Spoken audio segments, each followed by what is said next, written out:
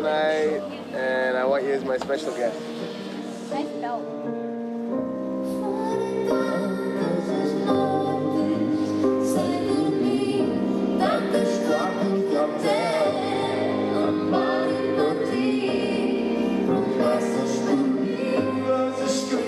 With Pedro, it was like surreal. It was like a dream. Yeah, um sonho, and it was really special. You know, I really felt it when I was up there. You know, I remember when I was 16. You know, com 16 anos, passando férias nos Açores, cantando sempre esta canção. You know, it was very beautiful. So I can't believe that song is from '94.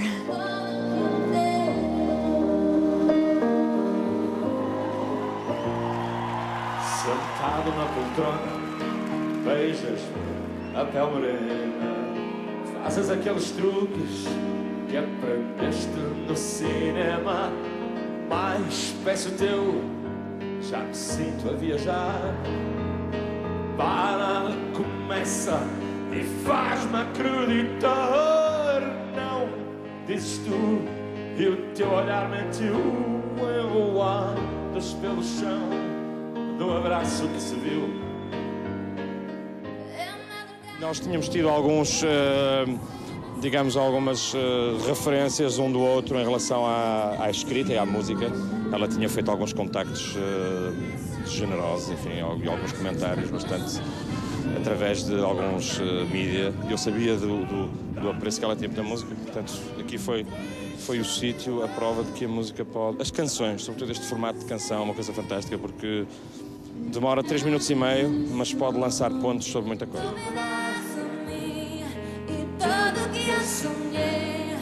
Tu serás assim, e tudo que eu te dou, tu me das a mim, tudo que eu te dou, tudo que eu te dou, tu me das a mim, e tudo que eu sonhei. Não, a escolha foi da Nelly.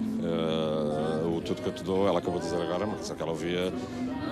Eu tenho muitas mais canções, obviamente que para mim é uma canção que faz parte do imaginário de muita gente, faz parte do meu passado, mas também do meu presente. Eu continuo a interpretar esta canção de maneira muito diferente, mas é uma honra voltar a fazê-la neste formato e sobretudo com este profissionalismo, este rigor e a generosidade de uma pessoa que ultrapassou barreiras.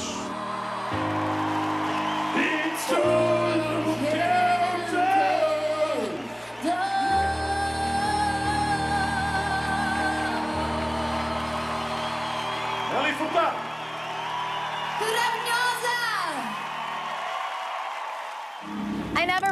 I never, you know, with Whoa Nelly, my first album, you know, just having that success of touring around the world and opening for bands like U2, winning a Grammy Award, my dreams all came true, you know, in 2 years. And I went, wow, I never thought I'd be blessed enough to have the success again. And you know what it did for me? I think it taught me that, you know, music can be, you know, a lifetime thing for me. It can be a career. I think with the first album, I almost thought it was a fluke or a coincidence or de repente, you know? And with this third album, I really went, wow, this is like a job. This is my job. This is what I do. And it's a nice feeling, you know, because I'm a parent, you know, and I want to have a bigger family in the future. So I love the idea of combining family and career and really working the balance of those two. Really what's most important to me is personal growth, because with personal growth comes artistic growth. Number one for me is personal growth, which equals artistic growth. And that's all I care about. It really is about that intimacy with yourself and confidence and feeling like you're actualizing and making your dreams come true. Whether it's a career dream or whether it's a personal goal. So I think it's all the same. I appreciate my fans so much though, and I appreciate the gift that I have. And I think that I'm very lucky. I'm very lucky. And so I'm just happy and really grateful. Full of, I'm very thankful every day. You know?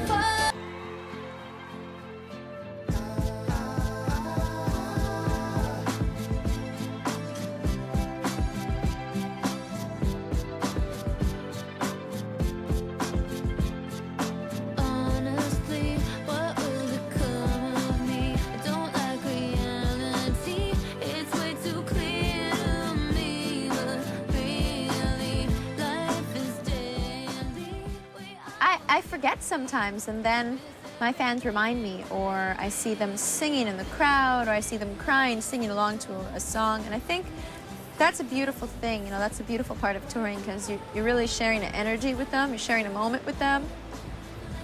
And then the songs become much bigger than you know? They just, that moment you wrote them is kind of the moment that the only time the song belongs to you is when the idea comes through you.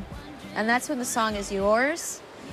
But then after you share it, it's gone. It belongs to everybody else and to their own interpretation. So that moment when you're getting the song it's nice, it's a spiritual moment, but then the song becomes recycled, and then when everybody feels it, they feel it in their own way, with their own spirit, their own molecules, you know? So I do have a kind of a more philosophical way of looking at it, I think. Tim was starting to become very obsessed with Coldplay's album, X and Y, and started singing. And when he sings, he's very animated. He's very like, he moves his eyes and his head, and he's very funny. He's like a comic book character. And so, magically, that week was the MTV Awards in Miami, and Tim and I came, and we did the whole red carpet, and we went there and caused a fuss there. And backstage, I saw Chris Martin, and I hadn't seen him in a long time, since England, festivals from a long time ago when we first started our careers. And I told him what I'd been up to, and he said, "Oh, you're working with Timbaland, I'd really love to meet him." And I said, "Well, isn't that funny, you know, he'd love to meet you, come by the studio." So I made the connection there. And it came by really late at night, you know, like midnight. Timbaland likes to work really late. And he came in the studio, and we just started jamming, you know. They were a little bit shy around each other at first, but then they got into it, and we kept jamming, and then Chris had to leave eventually, 4 or 5 in the morning, and I said, "Oh, why do all good jams come to an end? All good jams."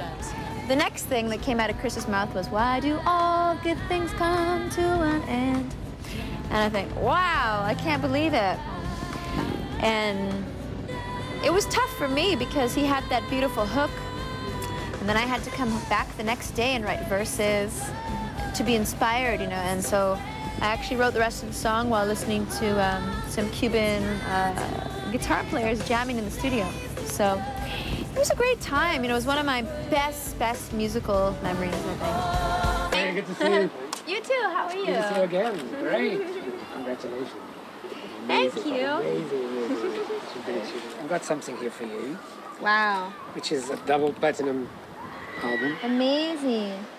For Portugal is unbelievable. Força Universal. Força Nelly. This is yours. Obrigada. This is yours. Wow. Eu acho que ela tem tido um percurso muito curioso, porque ela começou com o Like a Bird, aquela canção que ficou no ouvido de toda a gente, do primeiro álbum, que foi um grande sucesso. Depois, no segundo, caiu muito. Foi um trambolhão grande em termos de vendas. Ela aposta em géneros diferentes? Exato, mas não só em Portugal, no mundo todo. E eu acho que ela recuperou espetacularmente bem, foi buscar grandes produtores, está com Timbaland, com gente como essa à volta dela, tinha que ganhar. Exatamente, há aqui a mão de muita gente importante, mas há a escolha dela e há uma opção dela claríssima por um tipo de música diferente. Ela ganhou a aposta nitidamente. E neste momento eu penso que talvez seja a artista no mundo em 2007 com mais discos vendidos. São 4,5 milhões de discos, que é uma barbaridade. É uma barbaridade.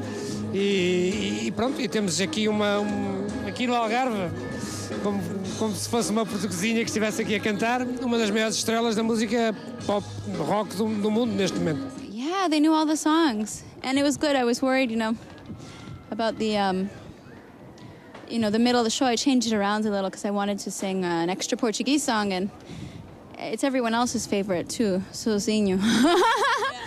It's everyone's favorite song. They were all singing it. For me, personally, I don't think I am a good enough vocalist to sing cover songs.